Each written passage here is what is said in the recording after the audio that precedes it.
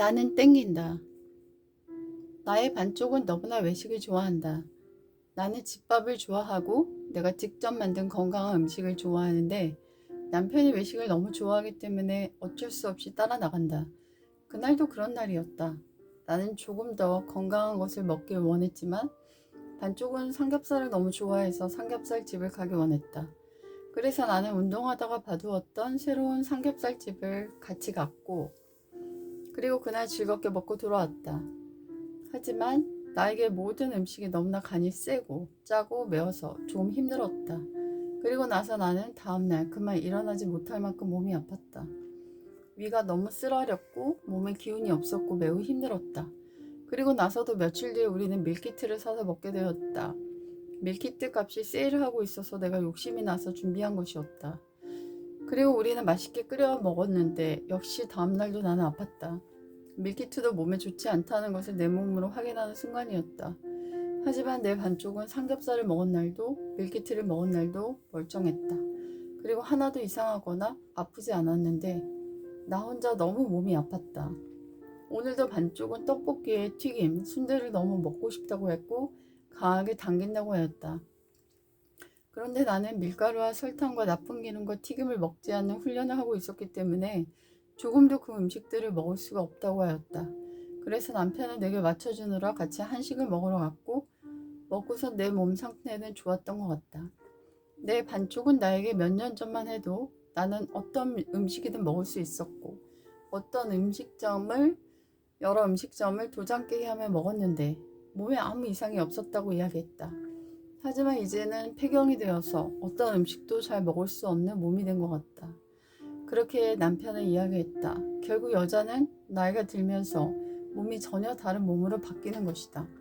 그래서 이전에 즐겁게 먹을 수 있었던 음식들도 더 이상 먹을 수 없게 되는 것이다. 한 산부인과 의사가 했던 말이 생생히 기억이 난다. 여자는 폐경을 하면서 질병으로 몸이 확 열린다고 했고 전혀 다른 신체를 갖게 된다라고 얘기했다. 그 말이 정말 사실임을 나는 뼈저리게 느끼고 있다. 그래서 아침부터 저녁까지 건강하게 먹을 수 있는 식재료들과 그리고 어떤 음식끼리 서로 연결되면 좋은 음식이 될 수 있는지를 공부하고 어떤 음식은 먹어서는 안 되며 어떤 음식이 우리에게 독을 갖고 가져오는지를 나는 공부하는 것 같다. 오늘도 뉴스에서 일본에서 장어도시락을 먹은 130명이 식중독에 걸렸으며 한 명이 불행하게도 사망했다라는 기사를 보았다. 음식은 우리에게 즐거움도 주지만 목숨을 앗아갈 수 있는 무서운 것이라는 것을 다시 한번 깨닫는 순간이었다. 이제는 당기는 음식을 먹는 것이 아니라 당기는 음식을 거절하는 용기와 절제력이 생명 유지를 위해 정말 필요하다라는 것을 매 순간 느끼고 있다. 나는 땡긴다. 하지만 밀어내야 한다. 음식은 모든 게 혹독한 훈련이다. 날 살린 부지런한 생각. 난 며칠 힘든 일이 좀 있었다. 파국으로 내 생각이 걷잡을 수 없이 치닫고 있을 때 그 생각은 5분이 안 돼서 철수되고 있었다. 마치 스파이더맨처럼 내 몸을 잡아당기는 거미줄이 여기저기 튀어나와 날 단단히 잡고 있는 기분이었다.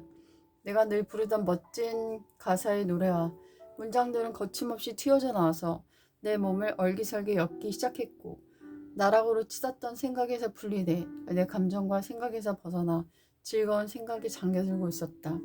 평상시 암송했고 좋아했던 문장을 녹음해서 끝없이 들었는데 그것이 내게 무슨 역할을 하고 있는지 인지도 못하고 살고 있었는데 힘든 순간에 딱 떨어지니 효력을 발휘하는 내 정말 대단히 놀라운 힘을 발휘했다.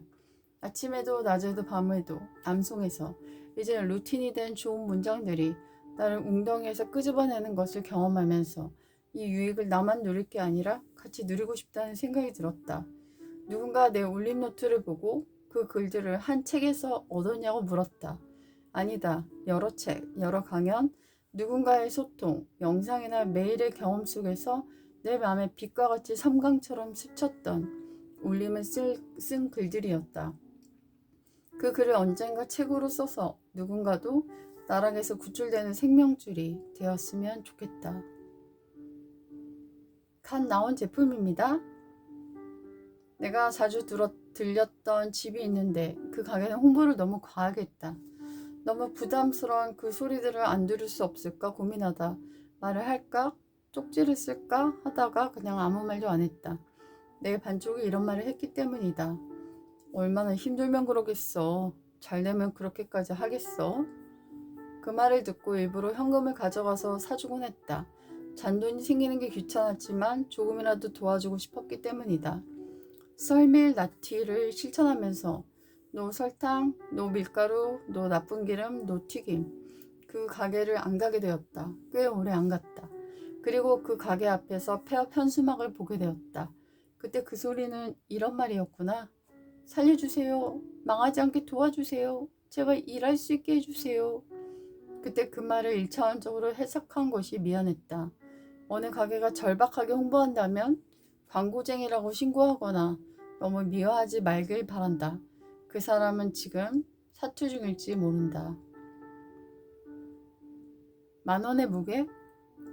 난 오랫동안 10,000원을 길에서 드리고 있다. 이번 달도 100,000원 정도 지갑에 넣고 다니고 드리고 있다. 어제도 시장 앞에서 큰 파지 리어커 할아버지가 끌고 가셔서 10,000원을 드리니 이걸 어째 하며 받으셨고 약국앞 자판 할머니 얼굴이 이거 있길래 10,000원을 드렸다. 며칠 전도 10,000원을 드려 이번 달 할당은 70,000원이 남은 상태이다. 오늘 뉴스에 파지 어르신들의 인구가 12만 명이라고 했다. 그들이 하루 종일 끌고 다니며 받는 돈은 6,000원에 불과하다. 미국은 유통기간이 임박한 상품은 전부 길에 버린다고 한다. 하루라도 지나 팔아 소송을 당하면 그저 문을 닫게 되기에 쉼터나 노숙자 센터에도 안 보낸다고 한다.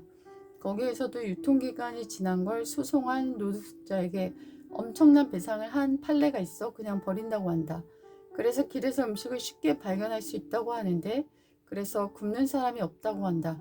우리나라 파지 어르신들의 체격을 보면 비참하게 마른 경우가 대부분이다. 기관이 의심될 땐 나처럼 10만 원을 들고 길로 나가봐라. 그리고 가장 가난하고 가장 누더기 옷을 입은 우리 땅의 어르신들의 무거운 주름을 보게 될 것이다. 그리고 조건 없이 그들에게 한 달간 힘들게 번 돈을 나눠주어라. 그것들이 그들의 삶에 한순간의 밥이 되고 한순간의 쪽잠이 되어줄 것이다. 모든 사람이 느끼는 10,000원의 무게는 다 다르다.